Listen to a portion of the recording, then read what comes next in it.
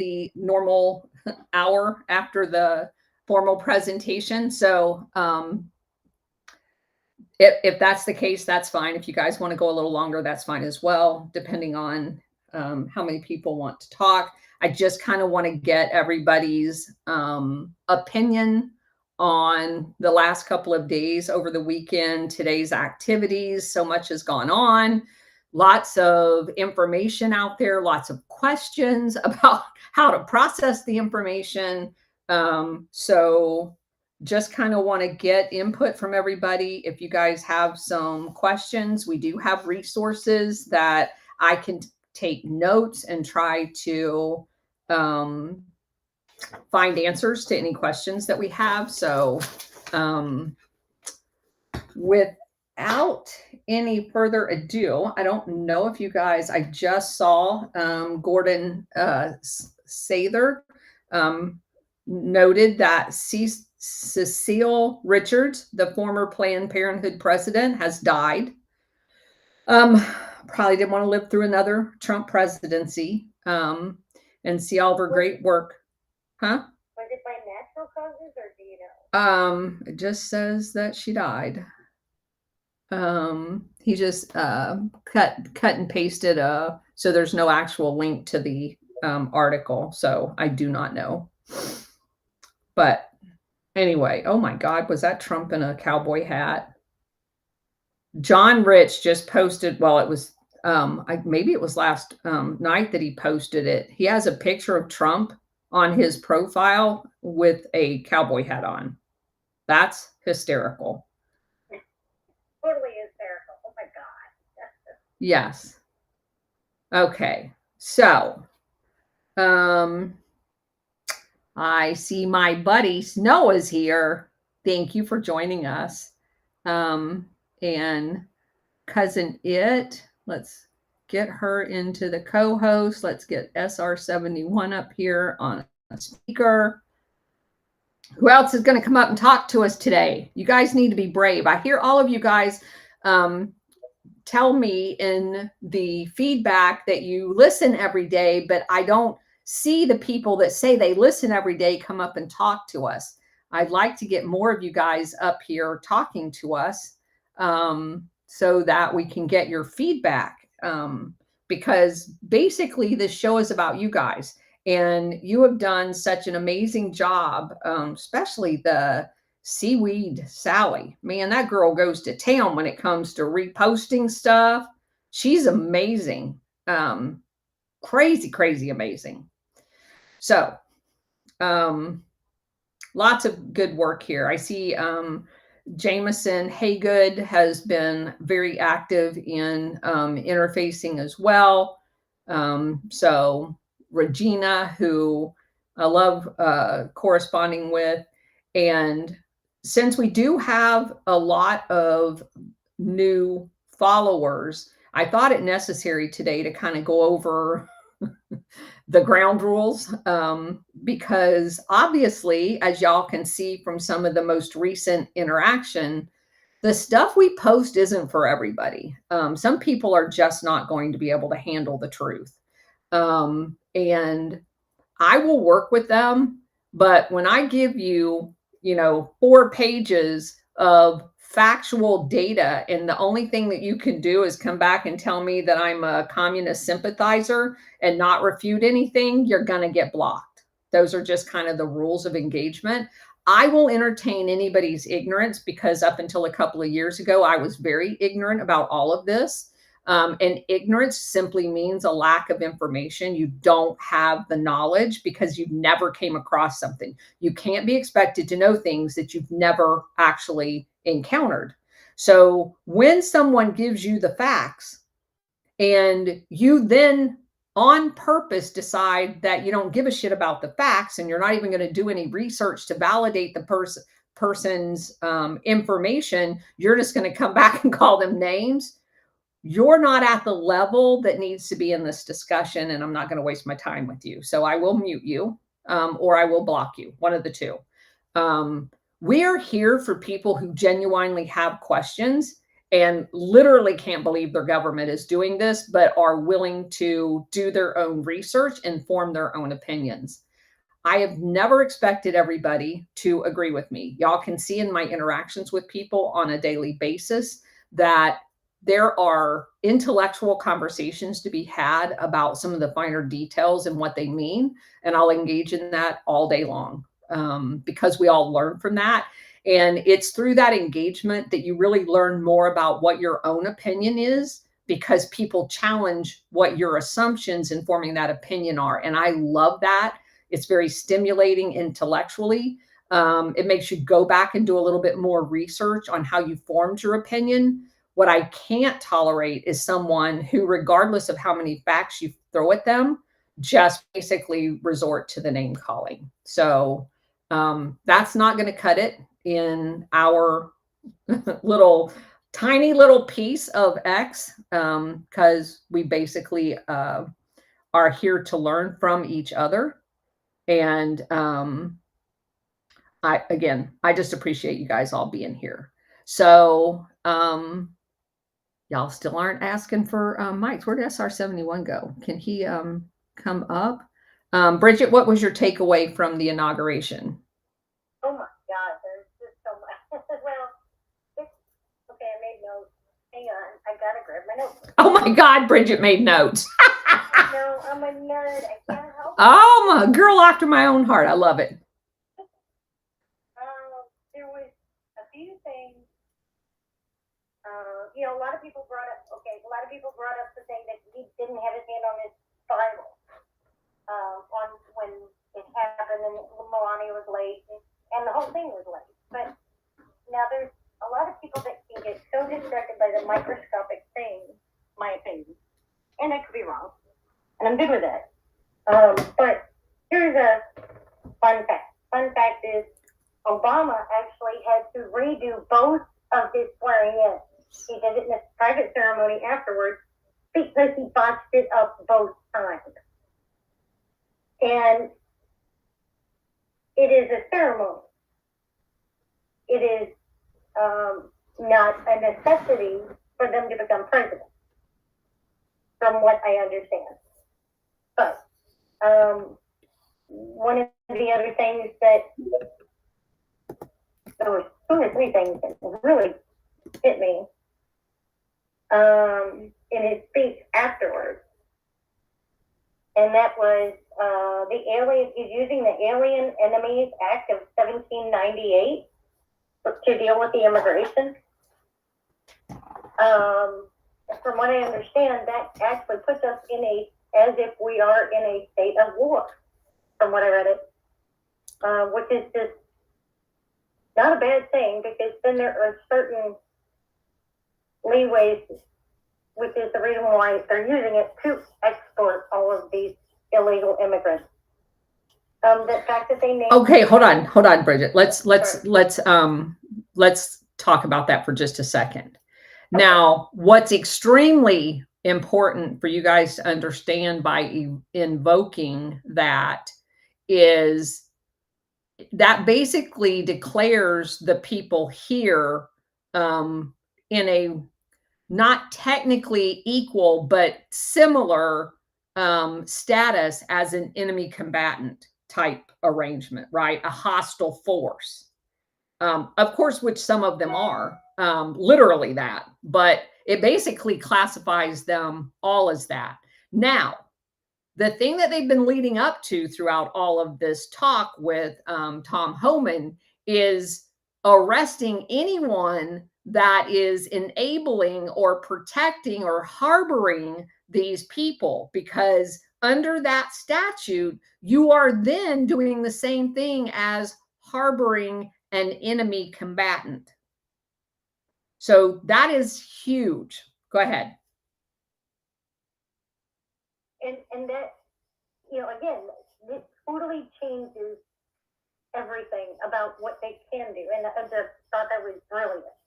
And again, it shows how, in my opinion, based on just look at how quickly the head of the WhiteHouse.gov changed. immediately, the moment he was sworn in. It now shows a video of Donald Trump and about how we are taking America back. I mean, these are things that did not happen overnight. They've been preparing for this, my guess, for at least 4 years, including the appointment. I don't believe any of these people were free. But anyway, that's beside the point. The other thing was he talked about changing the cartels to be listed as terrorists, as specifically, forget how you put it, international terrorists, or essentially not within our government, which actually means that he is also, that changes the game. Once a group, as I understand it, is put on the terrorist list, that changes how you can deal with said and what resources you can put towards, and so on. Which again goes to, he's disassembling the international cartel, and he's doing it in real time. That's going to be very interesting, because at the end of every one of those cartels is the CIA. Right, and that means he's going to be able to treat them, in my opinion, or based on what I understand, but I need more research on it. That's going to make it very, very, very interesting. You cannot go very high in a drug organization without finding a CIA agent. And once they're listed as a terrorist organization, I wonder what it does to dealing with assets, CIA assets. Because I think since we are in a state of war, because of the first thing, that's going to, you know, I'm saying the way he listed these out, in my opinion, one links to the other. Well, to the other. Well, the human trafficking RICO and all of that other stuff has already dealt with the asset part of that. They'll be able to basically confiscate the assets of those things. Obviously, the stumbling block is finding all of the front companies, the fake banks, and all of the other stuff that are hidden in plain sight.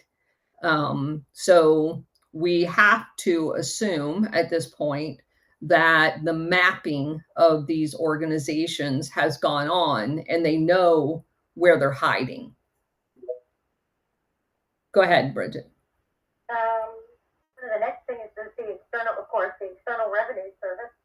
And I did see a video of them afterwards also talking about they are planning on banishing, on going back to the way it was, and he even outlined it in his particular speech about how it was never intended for us to have taxes forever.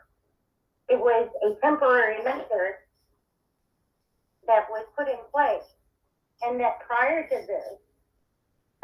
that, our country was the wealthiest country, as he put it, in the world. Of course, I haven't fact checked it, but you know, I'm assuming he's right. And that he is planning on abolishing the federal taxes. All right, so let's talk about that for a second. Yeah. We all know about the Fed being set up and the IRS being set up and blah, blah, blah. So prior to that, the part, as Bridget just articulated, that never gets talked about is, how did the federal government collect the money necessary to pay people at the federal level? Well, the important pieces of this are, first of all, the process of collecting, or of selecting state senators, or the federal senators from states. That was done by the state legislature. They were not voted on like we do today. So the senators were appointed by the state legislatures, and their job was to represent the interests of the state and the governor at the federal level. They were not to be bought off by foreign people and the way it is now. Okay, so you couldn't buy them. You had to buy the state senators if you wanted to influence the process. So that's number one. Number two, then, is the census. The census was created to determine how many people were in each state, because the state then had to pay a per person amount. So the Congress had the responsibility for producing a budget 2 years in advance. So in 2 years, I'm going to need $1 billion. And the state had to pay the $1 billion. Now, if the state was pissed off that they didn't want to pay $1 billion and thought it ought to be half a billion dollars, they sent their senators up there to not make it $1 billion. So the states had a lot of say in how much growth and what the expenditures were at the federal level, because their state was going to have to pay the bill, right? So that's an automatic check and balance of the federal purse. So then once they decided it's going to be $1 billion, if there's 1 billion people in the United States at the time, then each state was going to be apportioned $1 for the amount of that billion that was in their state. So if Florida had 1 million people, we paid $1 million of the federal $1 billion budget. And that's the way taxes, to the extent that they were apportioned to the state, were apportioned to the state. But it was actually significantly less than that, because if we needed $1 billion prior to the early 1900s, that money was collected in tariffs with trade agreements. And it was only after they instituted the federal tax and changed the way our senators were selected that all of that got blown out of the water. And we ended up becoming debt slaves to the international syndicate, because now they own our senators, they own the president, and they basically screwed up the entire, and then, of course, we have illegal immigration where they get cheap labor here, like they were getting it all over the world by overthrowing governments, and they win no matter what, and we're the ones that are stuck paying the bill. So you can see the implications of literally cutting that tree off at the root, and not just at the root, but by going back to the tariff system that existed before and abolishing the individual income tax, you are carving back the constitutional republic aspects of our country and putting them back into place. Now, hopefully we'll get to the point where we're appointing the senators back in the states, because it's critical.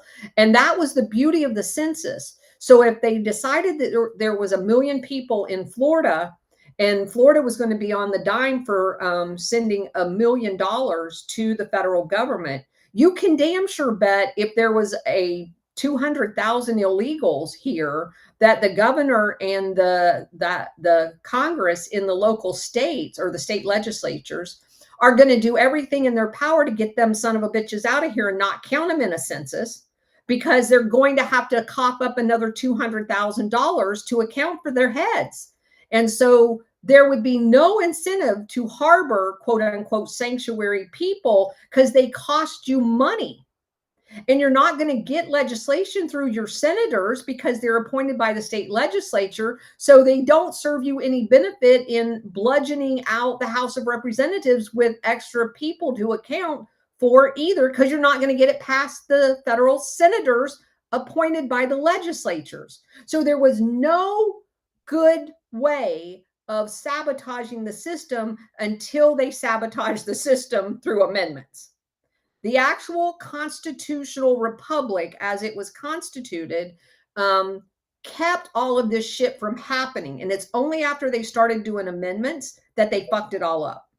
And so everyone needs to understand, amendments to the Constitution are not good. As a matter of fact, the majority of them all were done for nefarious reasons, and almost all of them.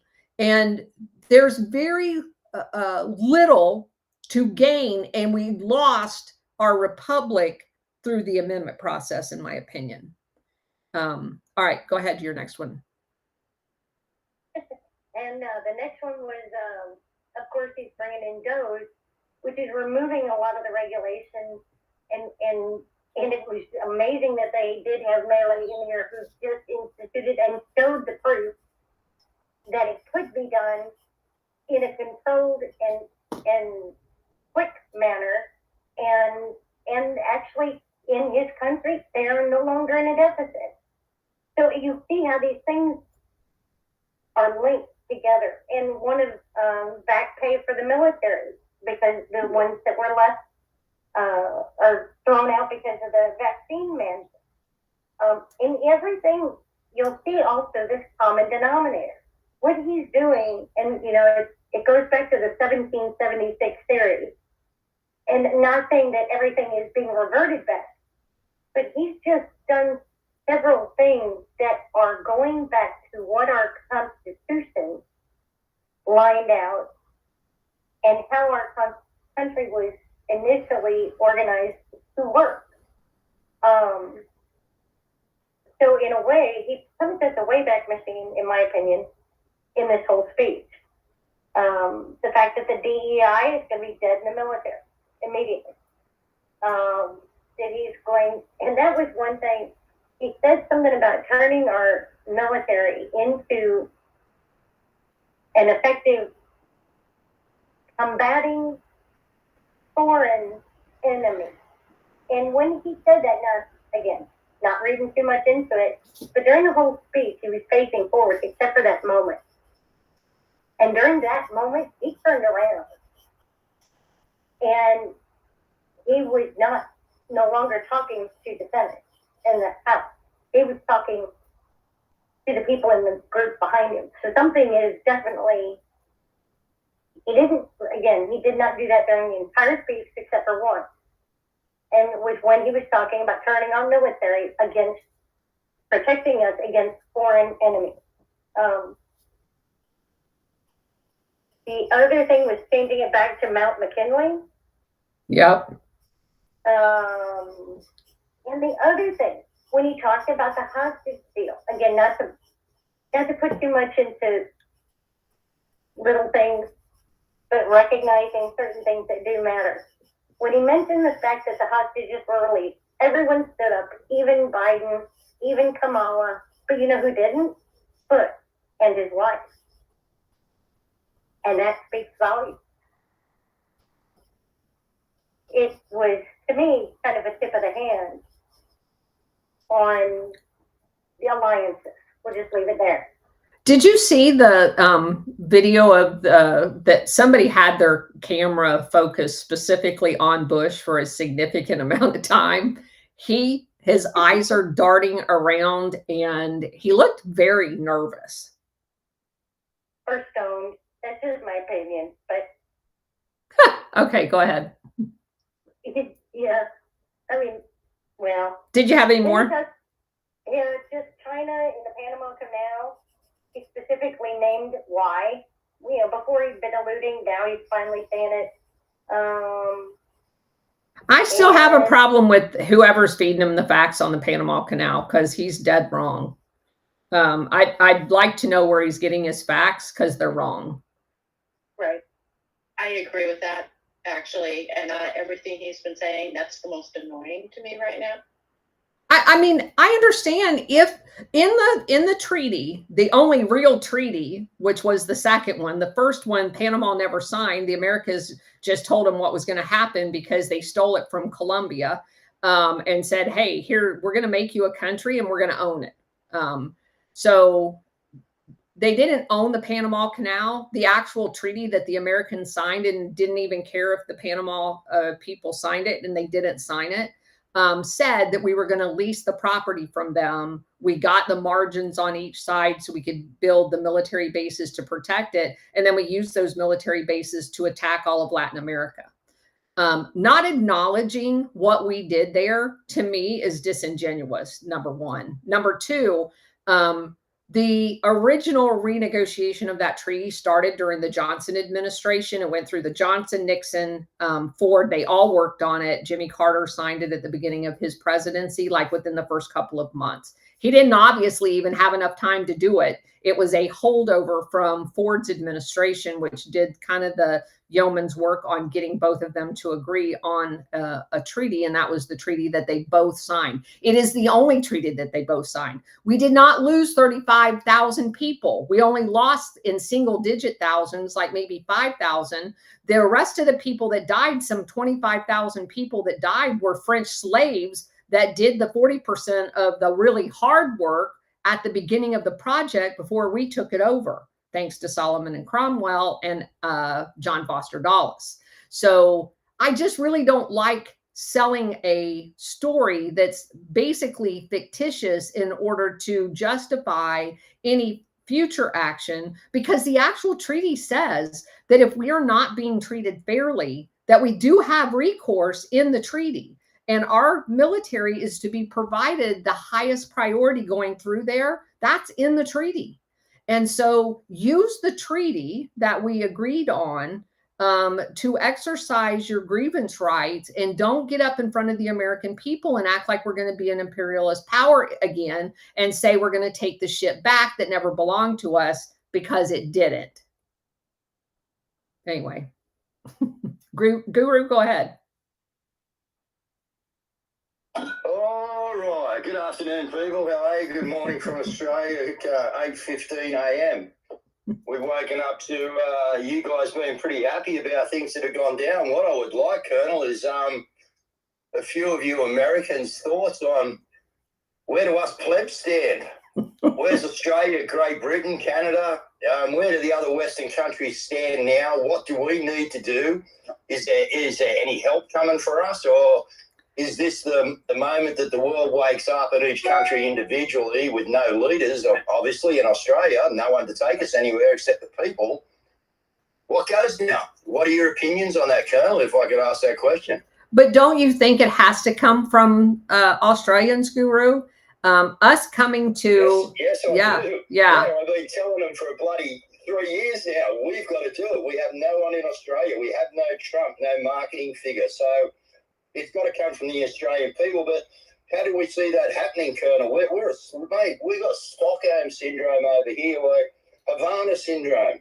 They're smacking us so hard with chemtrails and radiation poisoning, you know.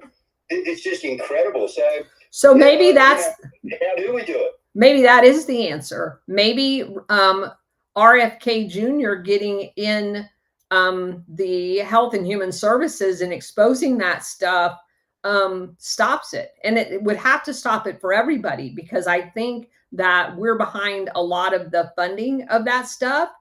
And I have to be honest with you. I do think that while Trump's plan is focused on America, there will be, what would I call them? Almost like a talent search being done in order to recognize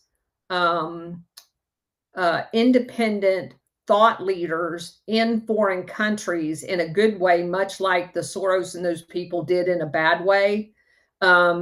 I think if we cleaned up our system and stopped poisoning everybody else, that you guys do have natural leaders down there, and that they will be able to rise once we get our fingers out of everybody's pie. Okay, yeah, thank you for that. Now I'd be very interested in Bridget's opinion. Yeah, actually, if I go right at the end, once we are no longer, you know, we have at one time brought up a map of all the military bases we have in the country where we don't have enemies. And if we stop monkeying with everybody else's, overthrowing everybody else's leaders, it would give, like Australia, a chance to actually, and there wouldn't be the money and the weapons and all this crap that we're pouring into Australia to fund these black ops, to incite riots, And I think once that funding, once this coordinated effort, and again, it's not just us, but we are being used by the international syndicate to do that, boy, that's going to go a long way. And you're going to see natural leaders rise to the top that right now I think they're just being beaten down. And you don't see them because they're being beaten down.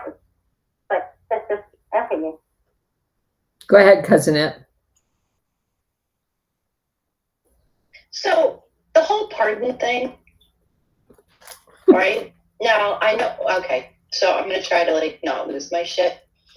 I know the states can still prosecute, particularly the genocidal psychopath that Fauci is. I know that he can still be prosecuted at a state level, as can all the others.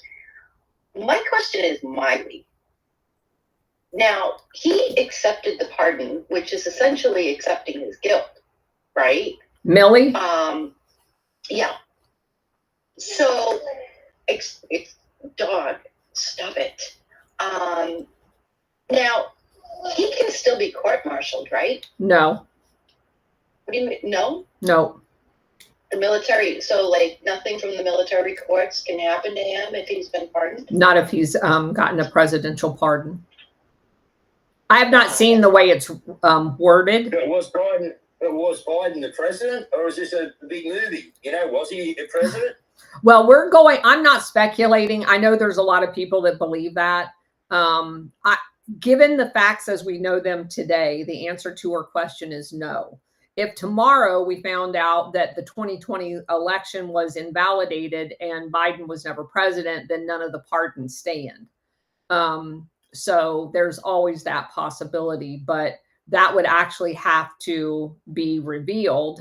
It would have to be adjudicated as far as, you know, basically acknowledging through a judicial system that Biden, and there are people talking about the fact that there will be some type of procedure that questions when exactly he went senile on us and who exactly has been running the country. Because if it was in fact the investigation where HUR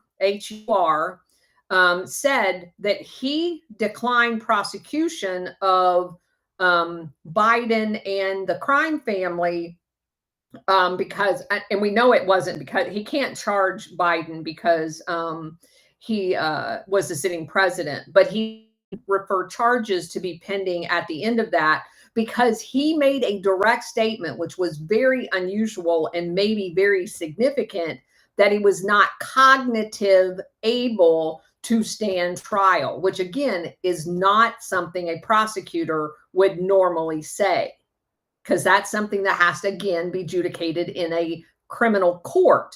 You have to actually have a hearing on that. So he put that in writing. So there is at least one legal document that says he's incoherent. If you're incoherent, you can't be given pardons. So there's several avenues in which all of those pardons can be challenged outside of, you know, saying that he's a fake president. Let's see. Fed up? Go ahead. Yeah, exactly. It's going figuring out the angles on this, and like I said, the other angle I would go after is if I was Cash Patel and Pam Bondi, day one I would pull every document he signed, especially in the last 6 months, and have his signature forensically tested and verified against previous examples of his signature, because there's who knows if he's the one who's actually been signing anything. Well, Fed Up, let me tell you something about that process because I'm very familiar with it. I had to use it. Yeah. There is a thing called an auto pen, and only certain things like military operations requires a wet signature. Most of those things are on auto pen and signed as a matter of formality. So the signature thing may or may not work. Go ahead. I have a question. What about the fifth? Since supposedly there's nothing to incriminate them, per se, and they go up and they testify, or, you know, say for whatever reason they can go, you know, I don't know if you have to, but they don't have to hide behind the Fifth Amendment. But if there's fraud shown in there, or maybe this documentation where stuff is coming out, well, no, because if they get a presidential, even if fraud, they get away with that, right? So what Stellar is saying is, if you receive a pardon, you basically are giving up the right to plead the Fifth and not incriminate yourself, because anything that you say that incriminates yourself has already been pardoned. So, for example, if I'm Millie and I committed treason, and I did in fact disobey a lawful order from the President of the United States and basically participated in a coup to attempt the overthrow of President Trump that resulted in that second impeachment, he has been pardoned from the crime. Therefore, he has to, if subpoenaed in a court of law or in front of Congress, appear and tell everything he knows. If he doesn't, he's held in contempt and thrown in jail for contempt, not the original crimes. And as a result of that, could you in fact, I mean, that's the equivalent of saying that they're going to turn states' evidence under a forceful way of doing it by giving them a pardon. But honestly, that would fucking piss me off. I don't want those people testimony. I want their fat asses in jail. Any chairman of the Joint Chiefs of Staff that commits treason, that son of a bitch needs to go to Leavenworth or Gitmo. And I'm not even kidding. And I'll be fucking pissed off if they don't. Because then every other person that's serving in the military that's guilty of that shit's going to think they can get away with it too. His ass better go to jail. That's my personal opinion. What, does the presidential pardon go over everything like treason and crimes against humanity? Would be the other two questions that I had. Well, it doesn't keep them from an international things. Crime against humanity is more of a like an international court, and I don't know that. I'm not an attorney. I'm not going to pretend to know that. But these, if you participate in the overthrow of a government, you need to go to jail. I'm not interested in state witnesses. SR 71, go ahead. Thank you, Colonel. On the deal with treason, there's certain law, there are certain crimes that the president cannot pardon. And one of those is treason. He cannot pardon treasonous acts. He cannot pardon an impeachment either. What he can do is he can give a reprieve for up to 30 days in a capital treason case, but that's not a pardon. Okay? So other than that, he can't do that if he cannot be pardoned for treason. He can be pardoned for other crimes, and he cannot be pardoned in cases of impeachment either. So that's why I think every single one of these pardons is going to be challenged on multiple levels. They're going to be challenged on the senile incapacitation level. They're going to be challenged on the criminal statute that the people are actually guilty of, as SR 71 just articulated. So I do think there's many different levels. Miles, go ahead. Colonel, sorry for coming in late. I'm still watching all the pomp and circumstance in D.C. If you touched on this, I'm sorry for bringing it up again. We talked about the certain executive order 13961. You faded out. Can you say that again? Have you talked about the executive order 13961? In a roundabout way. Okay. Go ahead. Well, I just think it was kind of opportune that Biden made some changes with that. Kind of like, okay, now we're in the re-constitutional phase of bringing back our government. I was talking about this so long ago in spaces, and everybody thought it was nuts. But something changed for me when I was following the series, when they got to,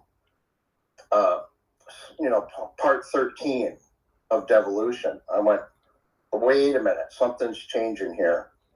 So I'm happy for John that, I don't know if it was a little tip of the hat, whatever, but still, it still doesn't prove anything.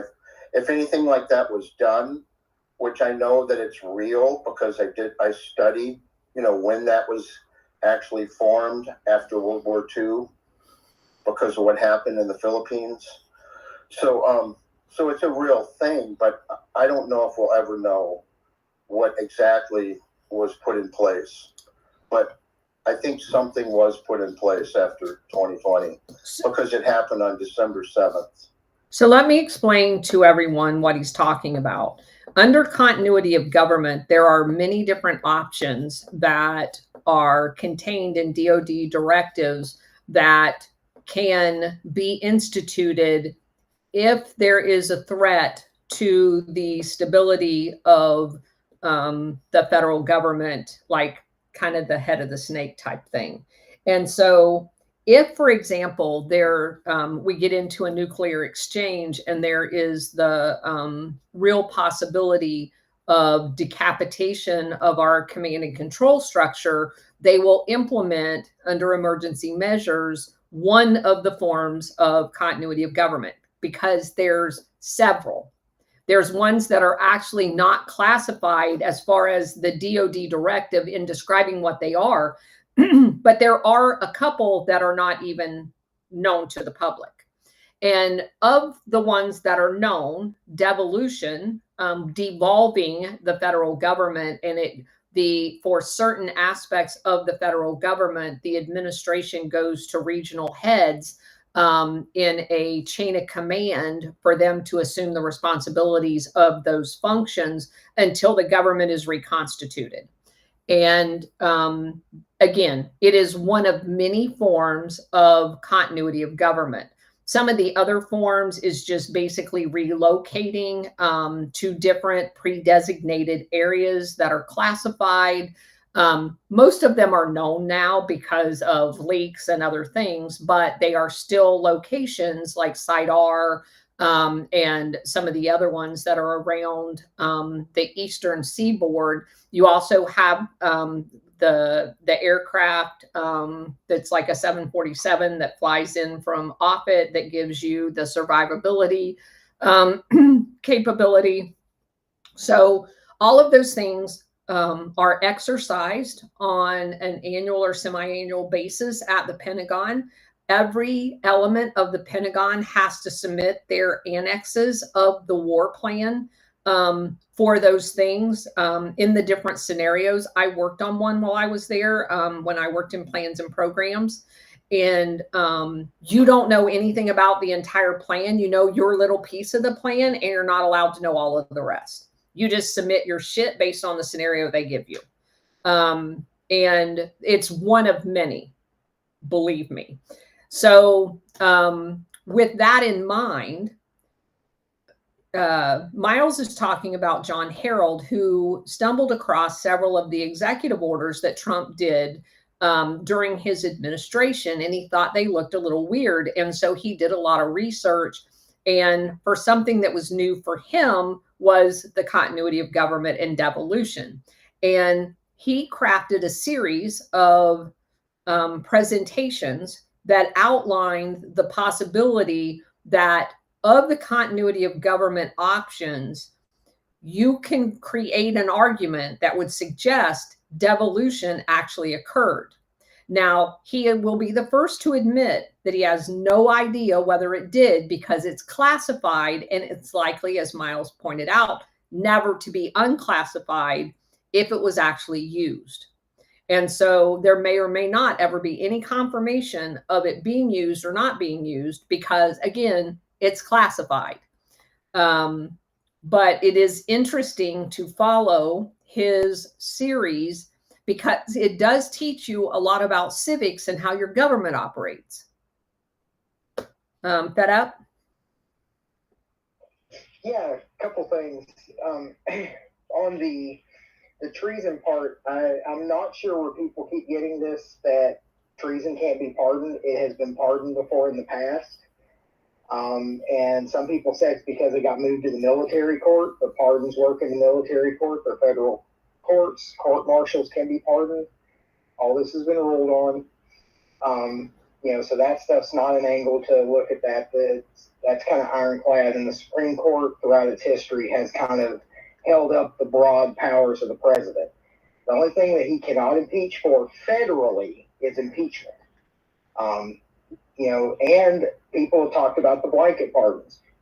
Jimmy Carter blanket pardoned every draft dodger in one fell swoop. With So executive order pardon. let me just say something real quick, because I think there's a distinction. It's a very good point. There's a distinction between it actually having a crime, which all of the examples that people have been using to say that there have been blanket pardons, the blanket applies to the people, not the crime, because they were actually guilty of a crime, even though they weren't individually, and many of them were individually charged, by the way. They weren't convicted, to your point, because a lot of them didn't live in the United States, so they had never been actually served a subpoena or whatever, but they were in a legal process for a particular crime. And it was that crime that was basically, this is a blanket pardon for a person without any stated crime at all. And I do think that that's quite unusual. But go ahead. Oh, it's definitely unusual, but just, I would be highly surprised, especially with, you look at this Supreme Court's deference when it came to the elections, deference to, a few other things, to rein in the powers of the president on pardons. This might, maybe they could limit the scope to where, kind of like you're saying, like where it has to be blanket for a specific, at least, type of crime or something like that, maybe. But we have, it's one of those that, probably worth the fight to get that. Oh, it's definitely worth the fight. Absolutely. Because either way, it's good to have that defined. It is. It is. Especially with the court that we have now, because it is possible to eke it out, and with everybody in the places that they're in right now to do it. It's the perfect time to do it, but go ahead. Correct. Because we could maybe eke out a 5-4. Roberts is probably a lost cause on something like this, because he is not big on changing precedents and changing stuff like that. Or 5-4 or a 5-3 and kind of like he did with Roe. Right. So there that would be a way to argue it to at least get that definition, and maybe we get a win, to curtail it some. But I still think with any of these, like Millie would be harder, but maybe there's some things they could do. But especially the ones like Fauci, I think the state courts is where to go. The one that really rubs me the wrong way is, because it sounded like the way he did the J6 committee. It's the J6 committee and the people that testified, which means that would give a pardon to Michael Byrd, and that just disgusts me to just freaking no end. I agree. 100% agree, to include Adam Schiff and all the rest of them son of a bitches. But yeah, I agree. Carrie, go ahead. Hey, Colonel, back to the amendments thing. I don't know that much about it, but I have studied what Brady has put out about it, or Hamster, and the way that they were able to change that was unconstitutional. I mean, they were totally going against the Constitution. Totally. And my data is that amendments make the Constitution a living document. I haven't studied every amendment. I have no clue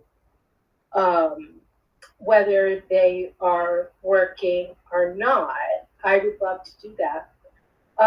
But the framers had a double lock on the way the Senate is voted in. And so the criminals, the psychopaths, knew where to go. They knew where the hole was. And, you know, I'm not sure that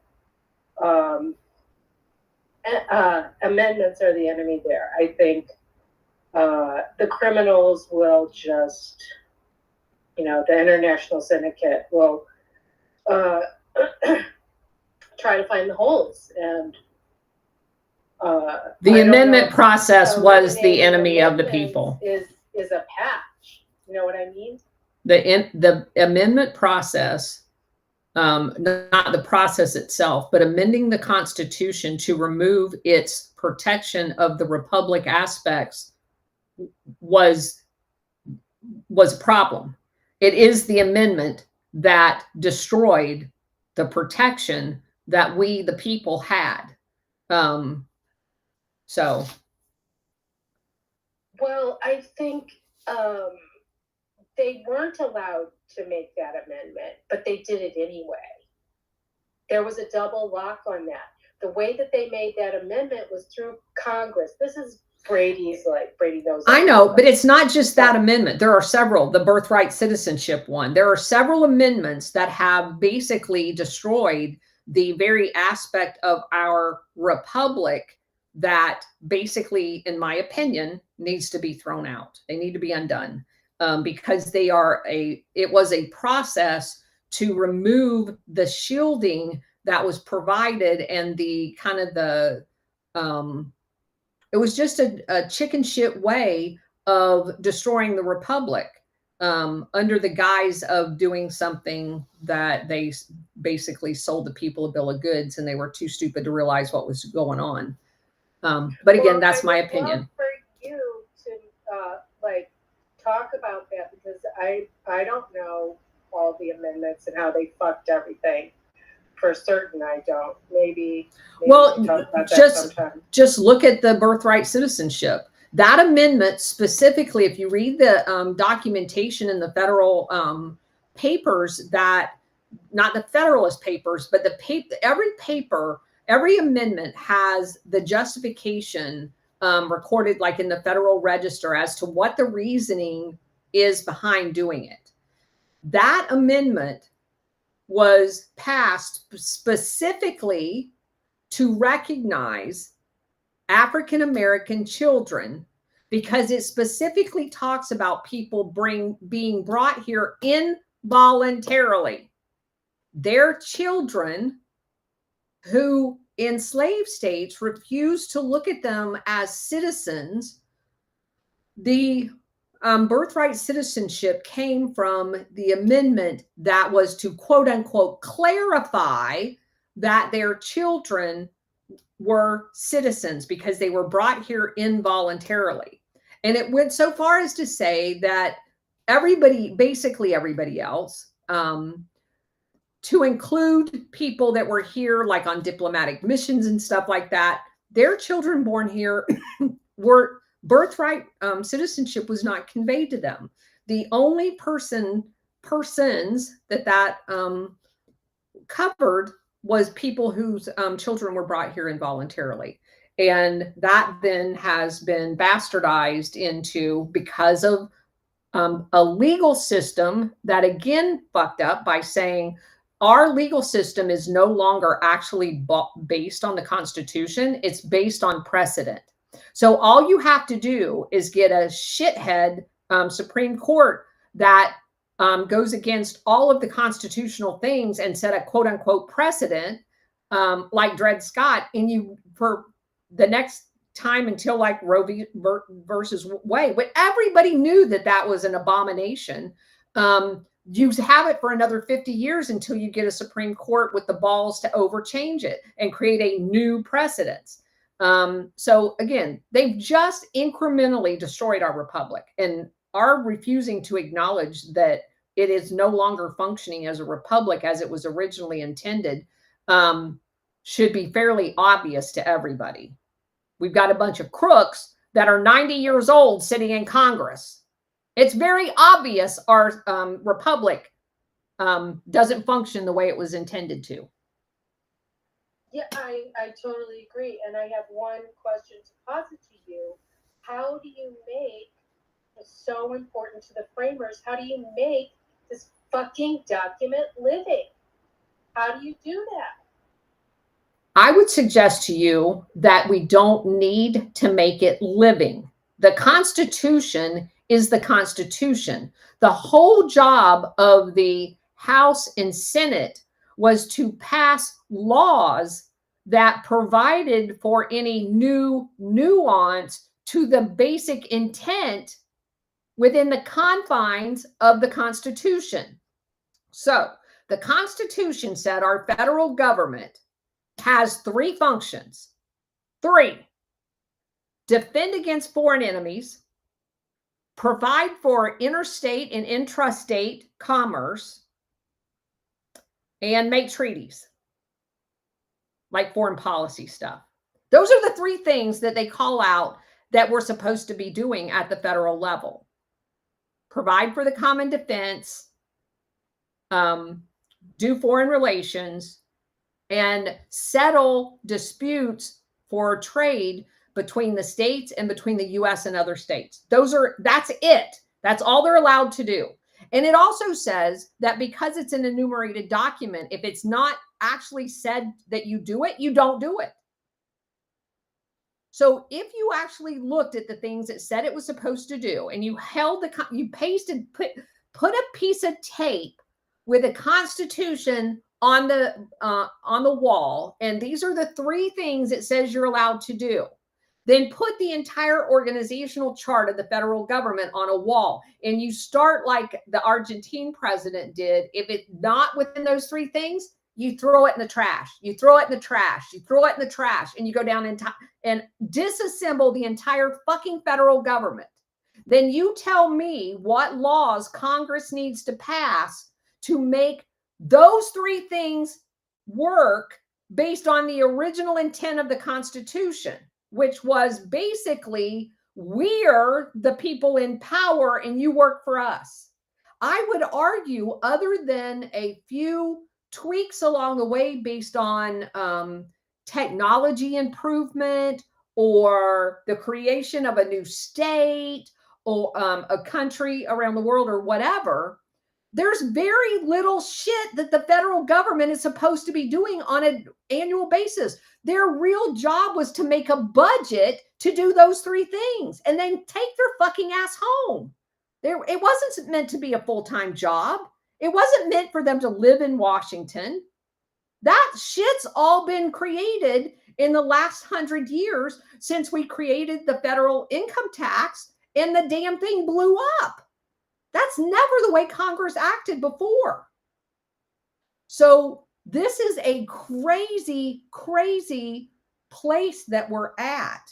People don't even recognize what it is our federal government is supposed to do.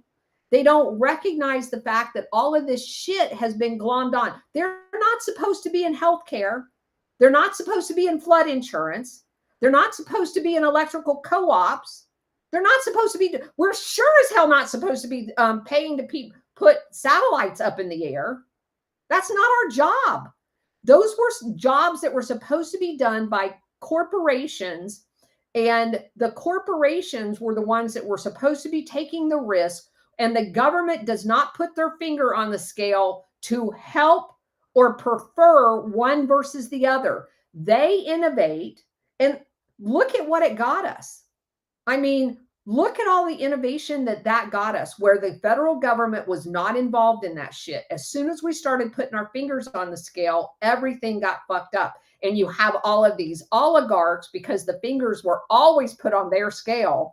And all of the middle America eventually goes away because the fingers always put on their side of the scale. And then that wasn't good enough for them. Now we're going to export that tyranny all over the world. we're going to go to every other country and we're going to pretend like we like labor unions here. So the people in America, fat, dumb, and happy, thinks that because someone has what's called a union down in Chile or wherever, that it's actually a union that actually represents workers' rights, when in fact, those people were being paid 87 cents a day to pick bananas because they weren't actually allowed to have a real labor union. And if they tried, they were called a communist. And that's kind of the irony of all of this. They set up this utopia looking thing and fed us baby formula to keep us all fat, dumb, and happy, and fluoride, and, you know, like Guru said, spraying the shit all over the skies, thinking that, you know, we're all fat, dumb, and happy so we can go and exploit the rest of the world. And oh, by the way, we're going to take your jobs there too. And so we're going to put you on the government dime so that you're going to vote us in, as Johnson said, in perpetuity, because you now owe your livelihood to the federal government. We'll destroy your families. We're going to experiment on you with LSD. And we're going to use the military for experimentation, blah, blah, blah. So anyway, thanks for getting me fired up, Carrie. Miles, go ahead. I had 1 second though. I just want to, I love you for one thing. The other thing is the Supreme Court gave itself the job of making decisions about the Constitution. That's not in the fucking Constitution. I know. That's a total fucking fraud. Right. Miles, go ahead. Interesting conversation, Colonel. Yeah, let's go back to the deep state and what they didn't get their hands on. They tried their damnedest to get their hands on certain things. One of the things I think the PFs, these presidential papers that they wanted so bad to see what Trump had. So do you have any thoughts on how maybe Kash Patel knows what's in those papers? So, look, guys, I don't know where we're going from this point, but it's going to be interesting. That's all I can say. So you bring this shit up, Miles, and you don't explain to anybody what it actually means. Not everybody knows what you're talking about. You want to explain what a PED is? Colonel, I just do that. I guess I do that because I want people to do their research. No, that's not what we're going to do here. If you're going to bring it up, you need to tell people what it is so they know what to search on. You didn't even pronounce it properly. So tell them what it is so they can research it. All right. So I think the raid on Mar-a-Lago. No, explain to them what a presidential emergency action document is, a PED. Explain to them what that is. Well, some people call it PEVs or PEVs. Yeah. There's no V in there. It's PEAD. Okay, PEVs. Every president has these papers that, because of declassification, and they can classify stuff, they can declass stuff, and they can take these papers. Now, when they were going after Biden, because he had all these papers in his garage behind his his Corvette, they have to be secured. And if I don't know if I can, explain this correctly. You're better at this, but there is a department that maintains all this stuff too. That they make sure that the presidential papers are not going to fall into the wrong hands, because they are classified and they can be declassified. Maybe you want to help me with this, Colonel. Okay. I don't know what that department that they were talking about, but that was even something was going on there. FEMA. It's FEMA. Well, isn't it this other department? FEMA is the one that is responsible for the final drafts of those messages, and Trump did not want to give them to FEMA because FEMA is a piece of shit.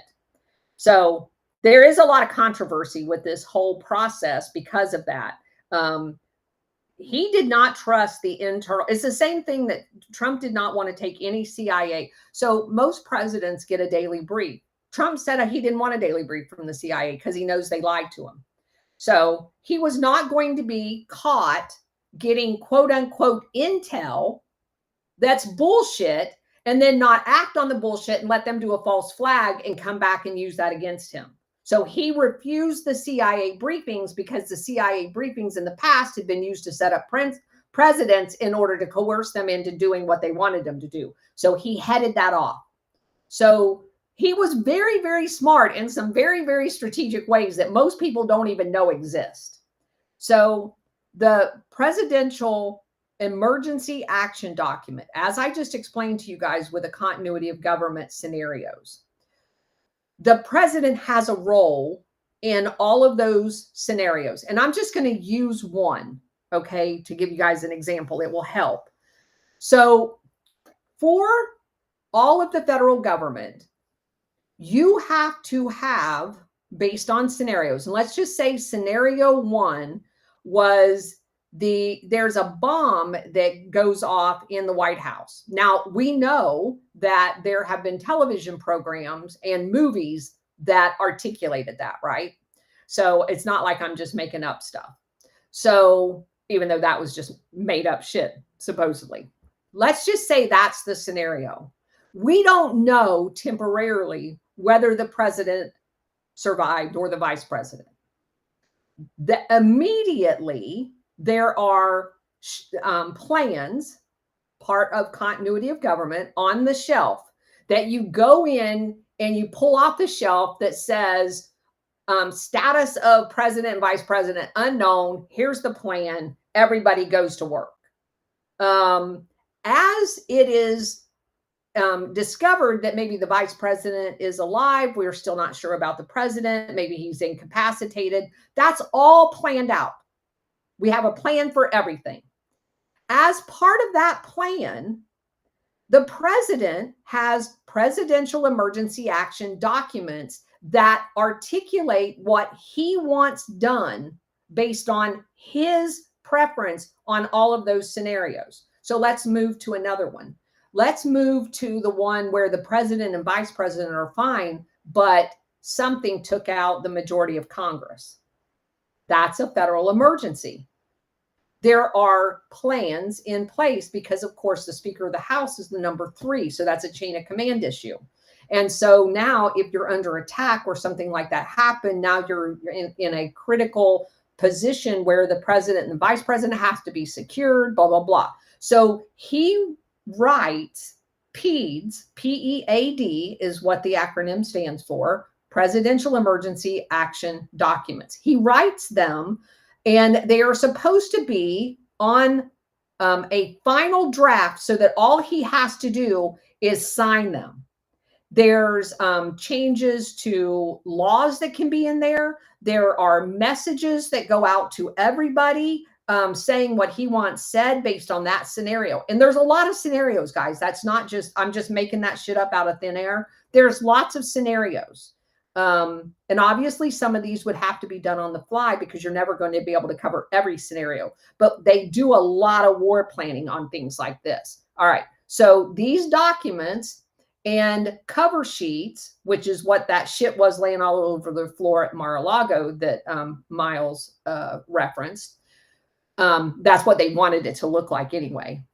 It was, a lot of people believe that because Trump would not allow his PEADS to be in the normal places so that people could not anticipate what he was going to do in some of those different scenarios, that there was an all-out war to get those documents. And that's why there has always been so much speculation of people talking about the quote-unquote red folder that he's been seen carrying around. A lot of people assume that red folder had the PEADS in them, of how he would, had devolution or something like that actually been implemented, what there was going to be as far as pending action. Because he did not allow the normal people to hold on to them so that they could pre-know what he was going to do, they were scared shitless to do anything that he may have outsmarted them. So they wanted their hands on those papers really, really bad. And he wouldn't give it to them. And so they assumed that they were at Mar-a-Lago, which is why they had the raid. I'm just telling you what people speculate. That they speculate that the entire search of Melania's underwear drawer and everything else was, they did it under the false pretense that there was quote unquote classified documents, which was bullshit the entire time, because he has declass authority simply by taking them out. They're therefore declassified. That was a bullshit story the entire time. That was just a cover story for the mad search to find the peds, because if in fact he did invoke devolution, they wanted to know what was hanging over them as far as contingency plans, so they didn't get tripped. And so they come up dry on the Mar-a-Lago raid. They did not discover the quote unquote red folder or any of the presidential action directives. Does that help, Miles? Thanks, Carol. Sure. I know it's a little complicated for, the average person to understand how all this stuff works. So you did a great job. Thanks. Yeah, no, and it is good information to know, because they're not done. They have a resistance already set up. Obviously, I think Trump's going to be much better prepared to address the resistance. So yeah, all good. Fed up? Yeah. A couple things. One, I put down in the bubble, kind of to your point about the Supreme Court rulings and cases. It was a book that the Cato Institute put out many years ago that I actually went to a talk about, called The Dirty Dozen, and it's about 12 cases that ruined America. And it also has sub cases on a lot of them, kind of building up to when they made the decision. Funnily enough, about half of them were from the FDR court. Surprise, surprise, since he had so long to build a disgustingly leftist court. And it's a real interesting read, because it breaks down what the traditions were that the court was upholding, and then how it changed over time. One of the big ones it goes into heavily is the Commerce Clause, and how that was expanded, the doors just blown open to where now the government regulates pretty much anything using the Commerce Clause, right? And there's a lot of these cases that I think with the current court, because they've already shown multiple times now that they will overturn precedent, because they overturned Roe, they overturned Chevron, and there's quite a number of these cases that need brought forward. The one Miles has heard me, I will bring up ad nauseum, because so many people don't even know exists, is the freaking Kelo case that took our personal property, our private property rights away. When they, the Supreme Court ruled 5-4 that they could take the government could take away your private property to increase the tax base. Since that was a public interest, they determined. That one case is going on 20, actually it's 20 years old this year. It's 2005. So there's a lot of these cases that we need to get back in front of the Supreme Court with the makeup. But you are right. There's a lot of these amendments that we need to go after and overturn. 17th Amendment, as a huge one, took we were talking about that one earlier, how that just crushed our states' rights, changing and proved how crappy democracy is.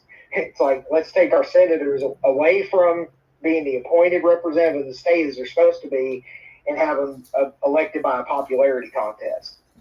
Gee, and that hasn't done nothing to the Senate. It's turned the Senate into a job for old fogies that stay in there for 30 plus years, right? Just build power and money. Where if it was at the state the way it was supposed to be, we could yank those jerks. You could go to your local representative. Like when I go to my Republican meeting on Thursday, my state representatives will probably be there, or they're there at least every other meeting. I have face-to-face with them. and those are the people that we use to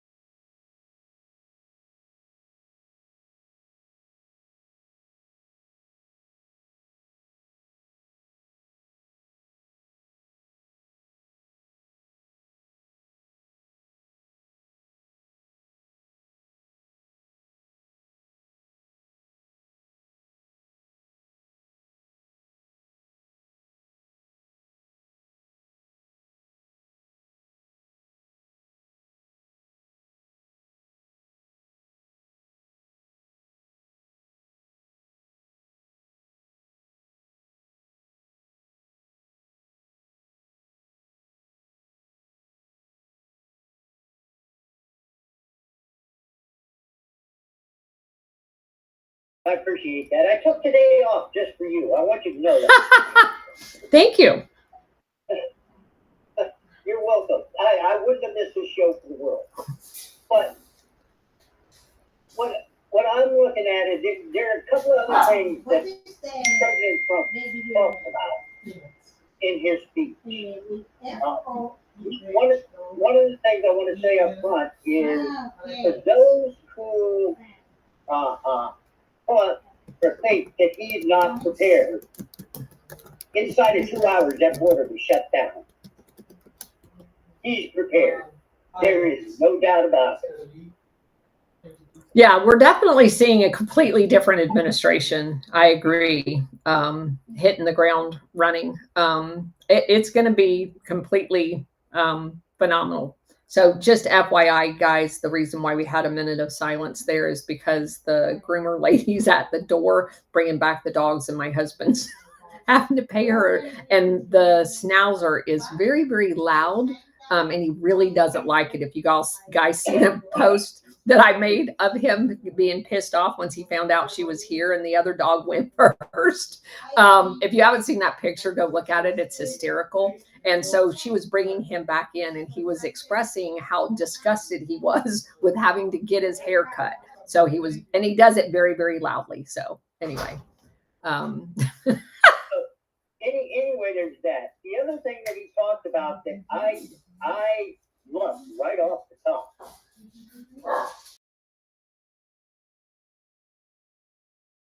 Americans and doing all this stuff now comes to a halt.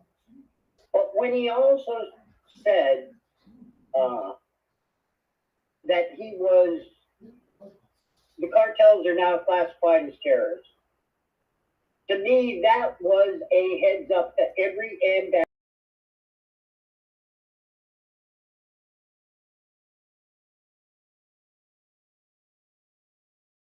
So we'll see what happens on the foreign policy side of this now, in the way that he approaches this. But I'm waiting to see how all this plays out. So what do you anticipate? All right, so you make an excellent point, SR71. So, for example, what he's articulating here is every country that has illegal aliens in the United States right now pretty much has an ambassador here, right?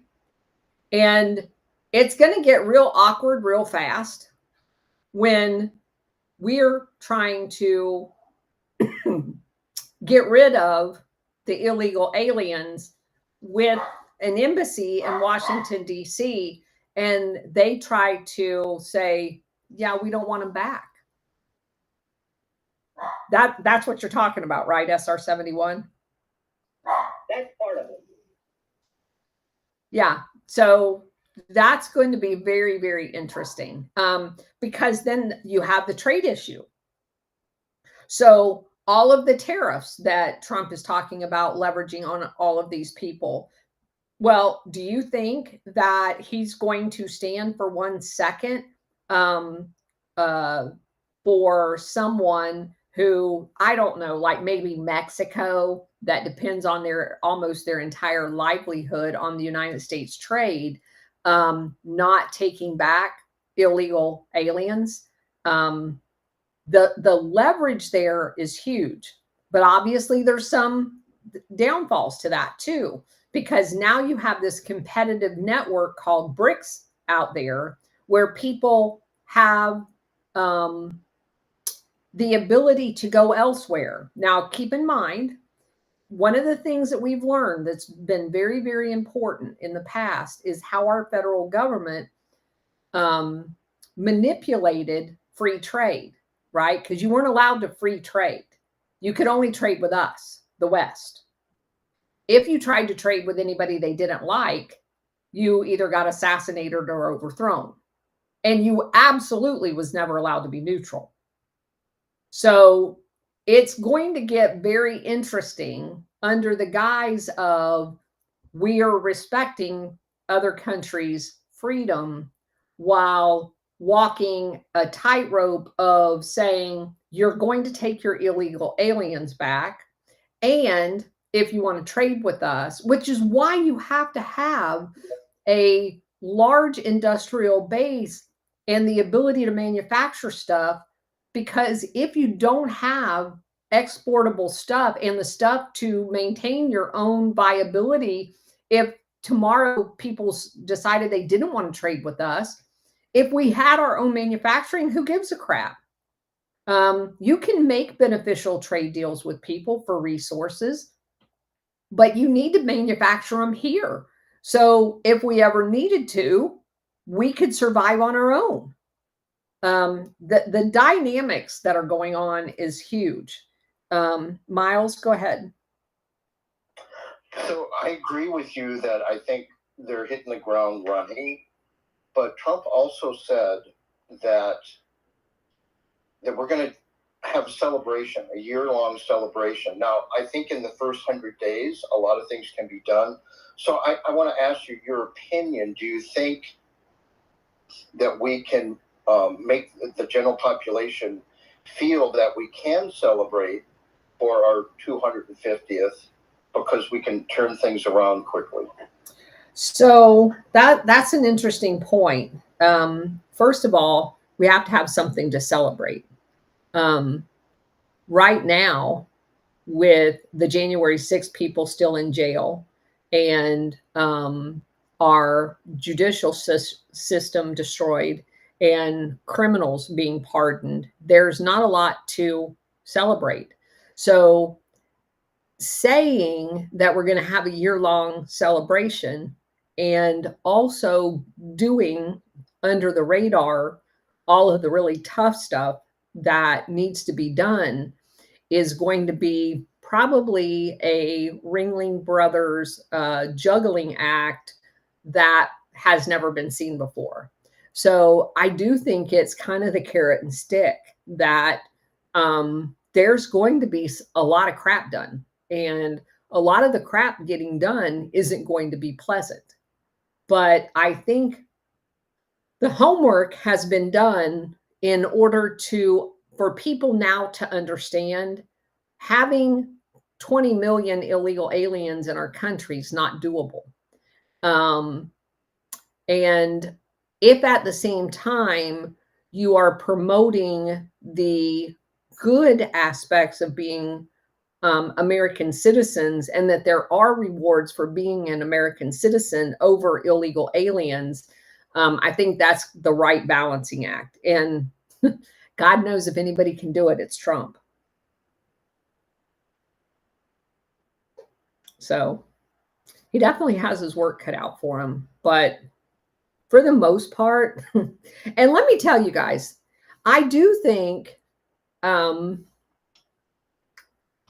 having everybody's complained about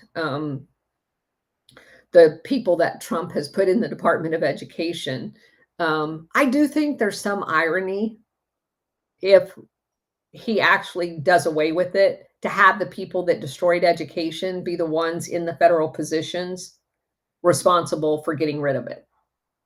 I do think the irony there cannot be stated loudly enough. And if those people who destroyed the education system are stupid enough to take jobs, knowing that they're going to be the guys getting rid of the system that they destroyed, God love them. SR 71. Thank you, Colonel. The other aspect of that I was looking at with the two that I tied together concerning the CIA and concerning our foreign policy options here and him declaring war on the cartels, we all know that the CIA is involved in practically every, well, I won't say practically, they are involved in every coup that takes place. And we know that it's drug running that funds all of the stuff that goes on. So when you start seeing CIA assets of the United States all of a sudden disappear, don't be alarmed. That's the other part of this I'm getting at. All right, I'm not going to touch that one. Miles, go ahead. Yeah, this morning when we were watching the inauguration on the front porch, we got kind of an argument with a couple people, and I brought up who is the head of the snake, and there was some disagreement on that. But Fed Up did kind of agree with me that it is the Federal Reserve. I mean, from their inception, all this stuff escalated, all this crap that we're in was because of that. And so I said, we have to get rid of the Federal Reserve. And then, other people making other arguments. Well, you can't do that, and you can't get rid of the CIA, and, what about all these government programs? We have to get rid of the Fed. We have to go back to stable money through the Treasury. And I'm just going to keep harping on that. I could be wrong, but I think I'm right. So I love the fact that the country operated for 150 years without it, and somebody has the mental capacity to say that we can't live without it. Okay. And I do know that we had two other versions of a central bank. So the fact that we can live without it mutes that conversation altogether. The problem that I have, Miles, in going in most of these spaces is they're not very well regulated. We have the one guy that came in here. I had to laugh. I had to mute myself because I was laughing so hard that he says that he can't raise his hand because he can't function that way. Most people spaces are not, they don't have any, I guess I'm just going to fall back on military discipline to be able to allow people to have a conversation and say their point without them trying to run all over each other, which I can't. As soon as the host allows that to happen, I just end the session for me, because I can't tolerate that. Because you can't actually have a conversation if you can't talk. So I'm going to disagree with you on the head of the snake is not the Federal Reserve. Do I believe it's a member of the snake or an appendage of the snake? Yes. But prior to the Federal Reserve, our government and the other governments were doing all of the same thing. They just did it in a more crafty way. The Federal Reserve made it a lot easier for them to do, but it was still being done. It was all being done out of England. So the Federal Reserve made England's job easier by having an appendage of the banking system of London in America. It basically recolonized us, for lack of a better word. That's kind of a lazy way of saying it, but that is in effect what it did. And it basically makes of all of the people that have central banks an appendage of the Bank of International Settlements, which was its intended purpose, which didn't happen until after World War I. But they were setting up a global apparatus to institute the one world government. You can't even argue that point. The idea to do that, because it happened, and you can go back to the 70s, 76 with Weishaupt over in Germany coming up with the New World Order. It's an idea that's been around for a long time. The Fabian Society famously also said that. But they're the ones that actually had the money to do it, though. When Weishaupt first talked about it, they lacked the network and the money to do it. It was not until the Fabians decided in the late 1800s, with Cecil Rhodes' money that he had stole from resources from stealing from Africa, that they actually had the resources to do that. And then, of course, they just continued the massive amount of resource acquisition through wars. And so you don't get the Federal Reserve until 1913. By that time, the snowball was already headed down the hill. It was going to happen whether we had a Federal Reserve or not, as far as this one world government.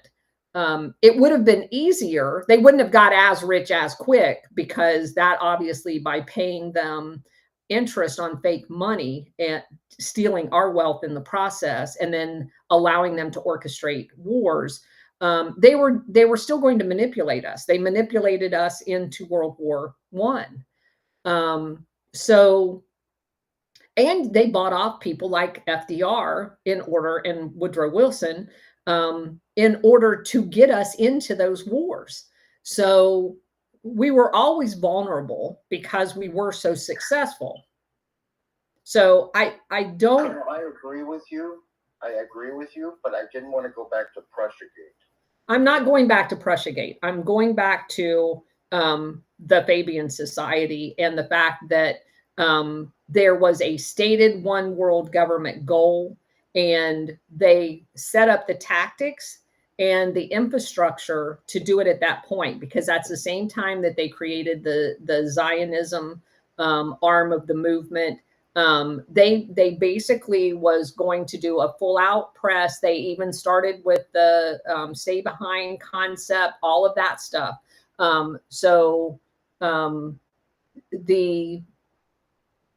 You have to put that into context. I don't like starting in. I do think that that's a good place, recognizing that in the current use of the structures that exist today, you can clearly see the pivot point after World War II. But the only pivot point between World War II and earlier, to me, is the late 1800s, when they set up the Fabian Society. I don't see a pivot point between the Fabian Society, because it was just a long downhill snowball rolling from that point until you get to World War II. Because World War II was forever changing in the fact that they set up all of the infrastructure necessary to create an even bigger snowball that's been rolling downhill ever since, with the UN, the IMF, the World Bank, all of the world structures, the WWE, all of those, or excuse me, the WWF, and all of those things that came along, and the redrawing of the maps. They literally changed the world after World War II, so that there was no going back to something absent the strategy of tension and the manipulation that occurred after that. I just see those, that's my personal opinion, I see those as the two pivot points. The setting up of the Fabian Society and the creation of the Bolshevik Revolution took us down the path to where we knew we were, and they planned them. They said right up front, the Fabian Society, there's going to be 3 world wars.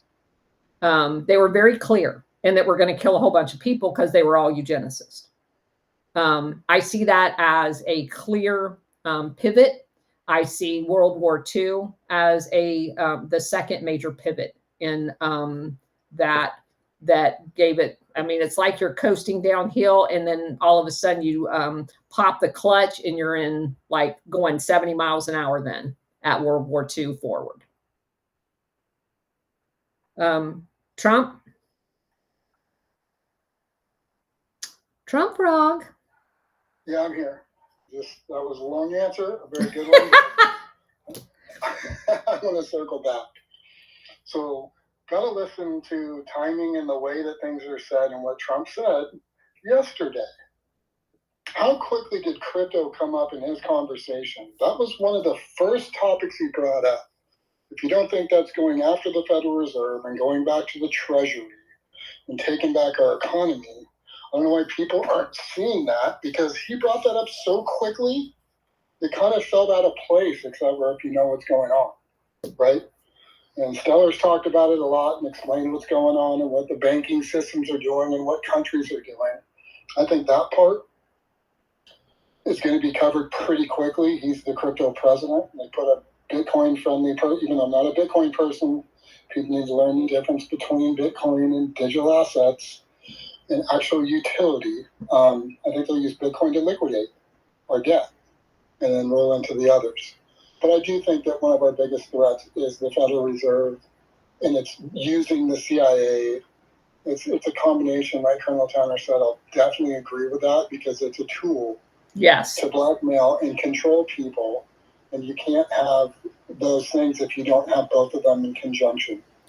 Absolutely. Bring up, did you guys watch what happened today? Did you see the looks on the faces of people? Do you look at how Donald Trump greets certain people? I certainly don't understand why people sit here and say the weird things they say, and everyone's trying to blackpill, because I think they're looking for conversation more than anything. Donald Trump was sworn in before the ceremony today. What he did when he went to the thing yesterday, where he did the commander-in-chief's duty, he wouldn't be doing that. That would be breaking the law until he was sworn in. That was supposed to be Joe Biden. I'm not going into any other conspiracies about any of the other stuff. But I think it's really interesting that you're seeing a bunch of MAGA people trying to poke holes, like the dude, the clown, and I'm going to say it, he's a fucking clown, Patrick Byrne. Oh, yeah, well, Vivek is, CBS said that Vivek is not going to be, and this was after Trump literally said it in his speech yesterday, that Vivek is going to be working with Doge, and Vivek was in the room yesterday and today. I saw Colonel Towner comment on that, and I just had to be like, what's wrong with people? Why do people pay attention to these people? They're clickbait losers. I don't know him personally, but if you're quoting CBS and you didn't watch Donald Trump yesterday, then stay out of this game. Just sit back and watch, and I'll just leave it there. All the drama you're going to see from these influencers is hilarious to me. I'm over it. Enough said. Yeah, too much said, but I just had to get it off my chest. Well, that's what we're here for, you Trump frog. Oh, I'm going to start doing spaces again. Are you kidding me? I'm in the middle of movement. I'm going to be on it. Doing spaces. Now that the election's over, it's fucking on. I'm taking it to you. Is there going to be a space tonight, Froggy Frog? There might be, because I'm fired up. Just look at all your favorite MAGA influencers and what they're doing and what they're saying, and all these other fake insiders like Raw News. They're just clickbait. So I'm just going to go back to start calling people out and start bringing the positivity to spaces, because the other thing I miss you too, Cousinette. The other thing I want to say is, Colonel Tana, when you're talking about military professionalism, it's called professional courtesy. Anyone who's ever been on a Zoom call doesn't speak over people, but that tells you the people that act the way they do in spaces, they're not worth listening to. And I'll just leave it at that. Thank you. Sure. Absolutely. Are you going to be on the space tonight, Colonel? If we're having one, I'll be there. Oh, I'm probably going to have one. I'm moving, so I'm just trying to get my life put back together. That's all. Oh. I took the day off to watch the inauguration, and I'm waiting for the rest of the festivities to begin, because it's the greatest moment on earth, people. Do you realize what's going to be happening in the next 100 days, let alone in the next 4 years? So, it's going to be glorious. So have y'all seen the advertisement for Mr. Truth Bomb's new series? Oh, yeah. Are you talking about people bringing up Q to light because everyone in Trump's cabinet's been dropping Q bombs? So people all say it out loud, like Doug Billingsley, that attack Q people all the time for no reason. You're not a Trump fan. You don't follow Dan Scavino, because Scavino's been Qing like a motherfucker lately. So anyway, go ahead. I just wanted to make sure everybody had seen that. I'm a big fan of his, and he does such awesome videos that I wanted to give him a shout out and tell everybody he released a trailer. And I do believe that he will do a great job in illustrating the importance of it and what it actually is for people who are not familiar with it, and for those who are. So I'm very interested in seeing what he does with it. I stuck it up in the pill. He Awesome. got some new toys too, because it really does look pretty cool. Yeah. I checked it out last night and I'm like, yes.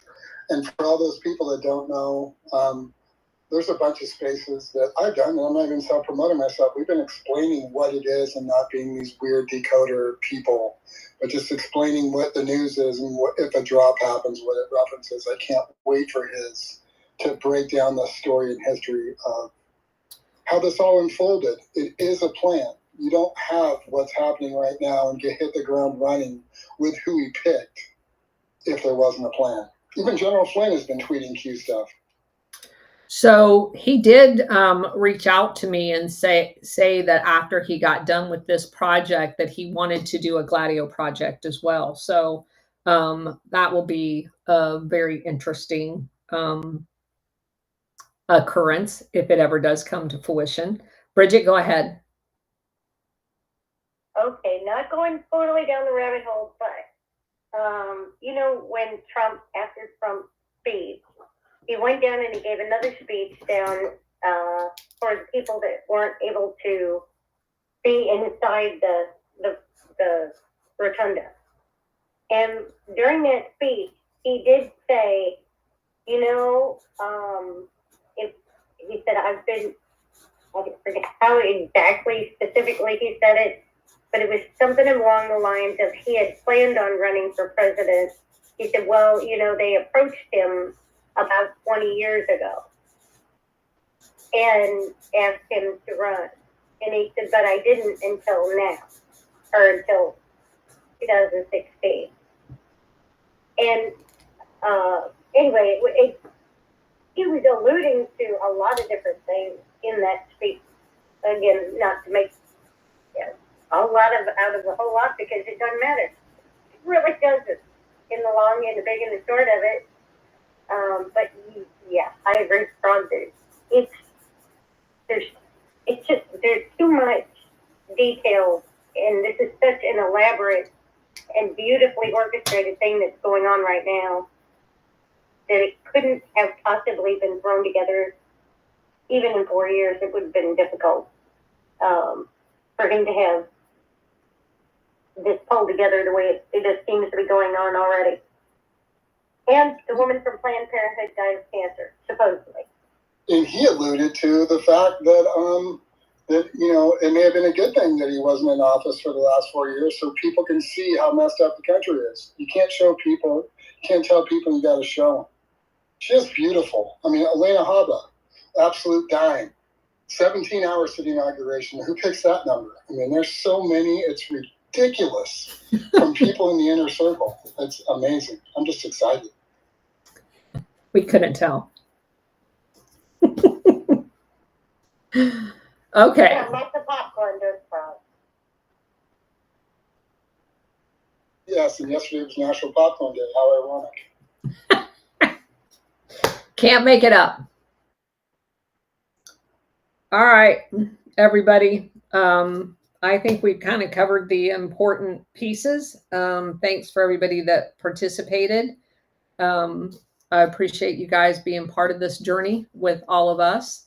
We will be back to our regularly scheduled program tomorrow in our book review.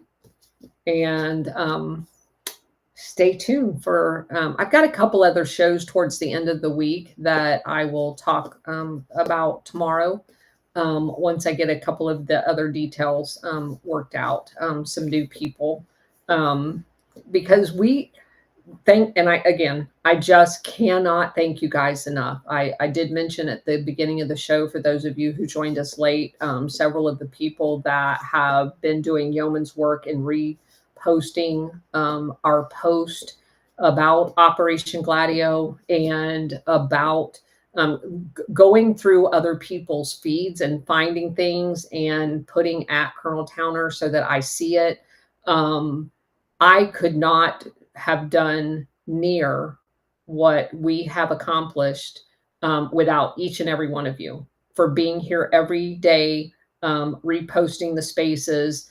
I have people either through DMs or whatever when we have the get-togethers here in Central Florida, comment about this particular aspect or that particular aspect, and most of the stuff that they talk about is stuff I have found through you guys. With you kind of again, that Sally Seaweed girl, she does yeoman's work of tagging everybody, every official, with the stuff that we're talking about. So I can't thank you guys enough. You guys know how important I think this information is, and that it's obvious to me that those who know about it hide it. And unfortunately, a lot of our officials don't know about it. And thanks to you guys, the word's getting out. So everybody, and again, I think it's going to be all the more important for people to know, because I do think there's going to be some big things that happen that's going to seem a little odd if you don't know about Operation Gladio. And I think the role that you guys are going to play in your immediate circles and in your own little sphere on social media is going to be critically important. And I see you guys out there every day fighting the fight, telling people, taking them on with information that you've got from our disclosures of Operation Gladio. So, and you guys can see people give a shit all the time. Why do you only focus on Operation Gladio? Why don't you say this? Why don't you say that?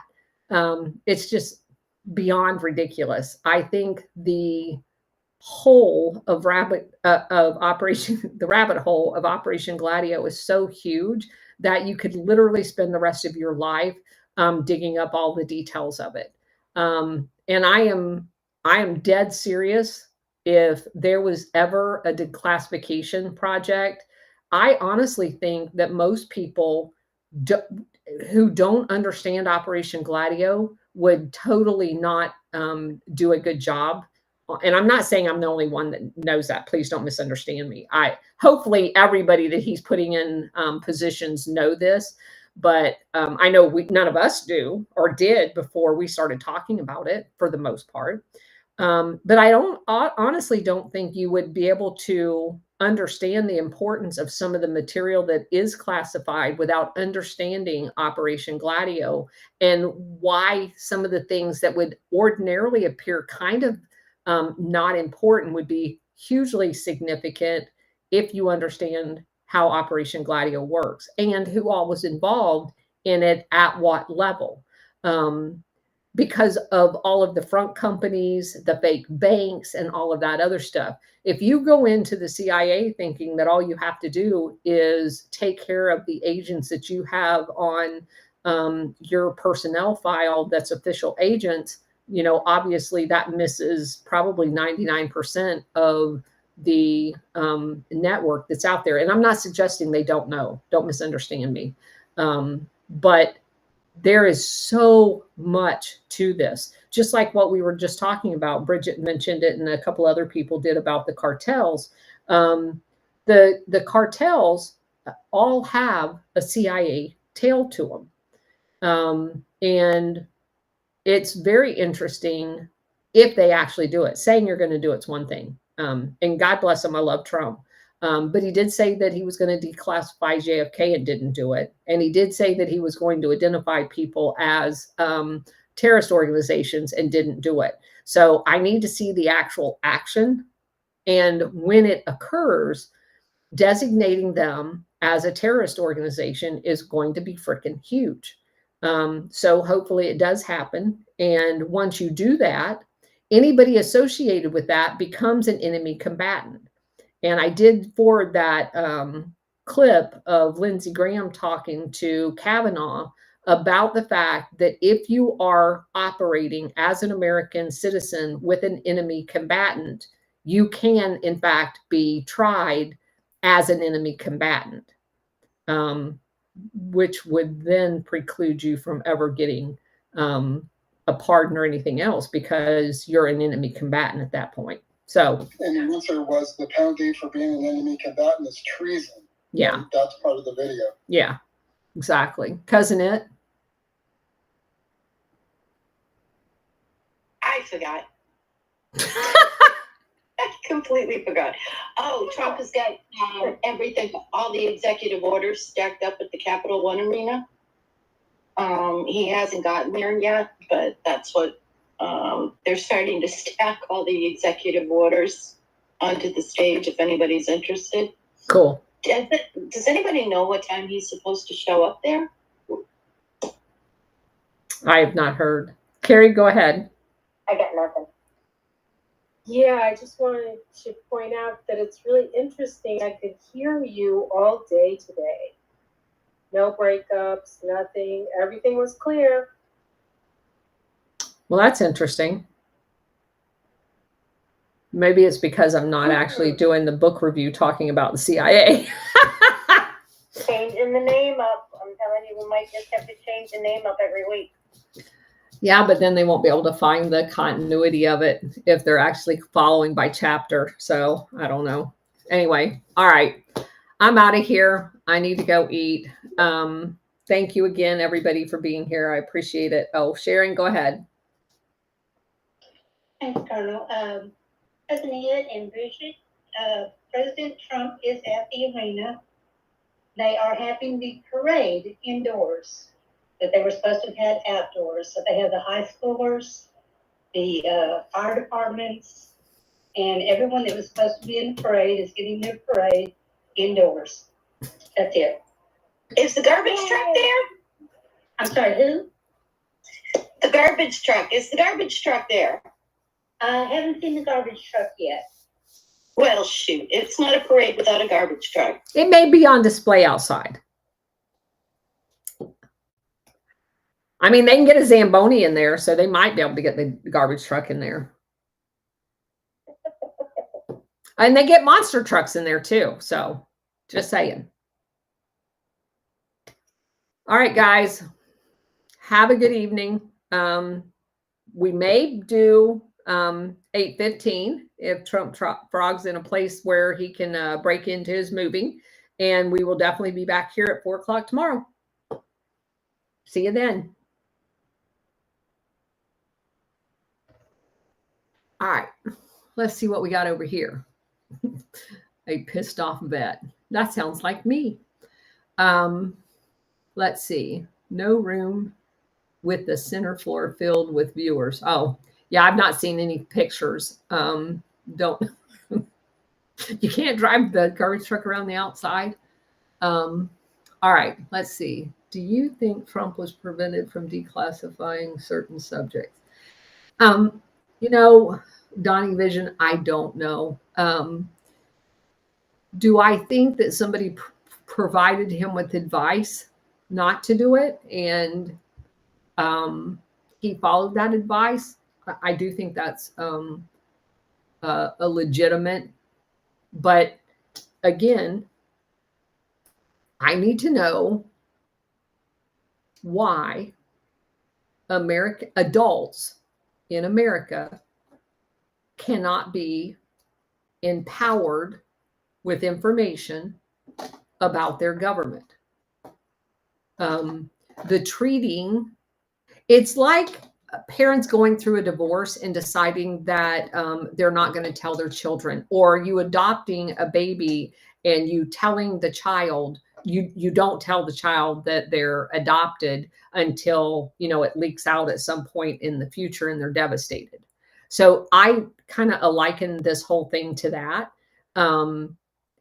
You have to be honest, because when your dishonesty is discovered, and it usually always is, that is far worse, much more devastating to the foundation of trust than it is for it to come out in a timely manner. If you adopt a child, you tell that child that they're adopted, which illustrates how much you love them, during the entire process. When you do something as a government and 3 governments later comes along and looks at it and goes, oh shit, I can't tell anybody that you did that, when they're all dead, you damn sure better tell the people what their government was capable of, because at the same time, you are telling us, number one, that we're a republic, which of course we're not a republic anymore. But number two, even if you want to proclaim you're a democracy, the only way that makes those 2 forms of government work is an informed vote. Well, where's the information? Oh, it's classified. So why are we even pretending that we have a functioning country? We don't. This is like a bunch of preschoolers sitting in a classroom and the teacher's in charge.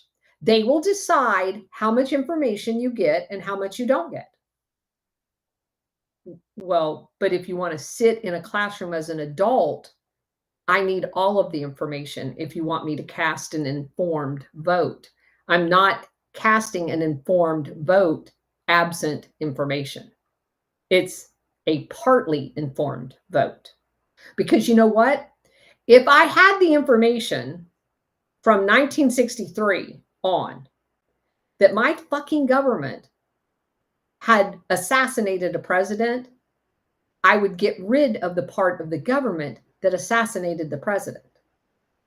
Would we not? Would we not demand a candidate that pledge was to actually follow through on JFK's pledge to get rid of the CIA? Who would stop that? The CIA.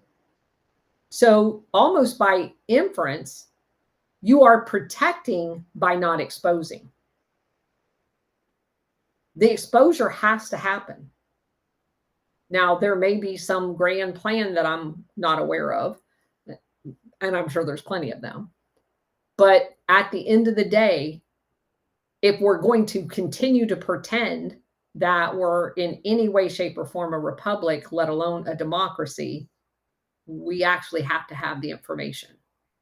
All of it. Every last bit of that information has to be declassified.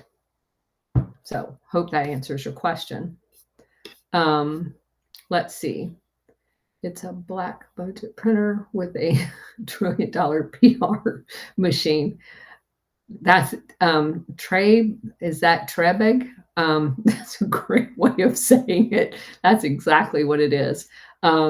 People take into account that Donald J. Trump playing to a wide audience, different understandings. I agree, the Ritz, but that is why, to me, there has to be a conscious effort of creating an educational campaign to basically, and they can use our videos, telling the people what their government's been doing in preparation for the D-class. We've already paved the way. We've sent out the information. All they have to do is copy it, because we all need to know. Let's see. Yeah, you're right. Knowing that we've been lied to drives us crazy. Yeah. Let's see. What else? You are welcome. I don't even know how you say that. Moraxmer, whatever that one is. You're more than welcome. Should be a display at the Smithsonian. Oh my God. I would want to be the project officer for that. That would be great. Let's see. He's been at Arena a while watching parade, including his New York Military Academy. That's got to be a really cool experience, because he credits that military academy with a lot of his patriotism, and he just has to be very proud of, kind of making them proud of him. So that's cool that they're there. All right. Donnie Vision, sure, I get it, but the question stemmed from the way they were adamant about stopping Trump. Oh, I agree. Again, we will never know. I don't think the full extent of all of that. And they definitely were adamant about trying to stop him with at least 4 soft coups that we've accounted for. And again, we don't know everything. I'm sure there was many more. But we got to know. Anyway, all right. Thanks everybody for being here. I appreciate it. You guys have a nice evening. Hopefully we'll see you back here at 8:15 to 8:30, which is when Trump Frog starts. If he does the show, otherwise tomorrow at 4 o'clock. See you then. Thanks.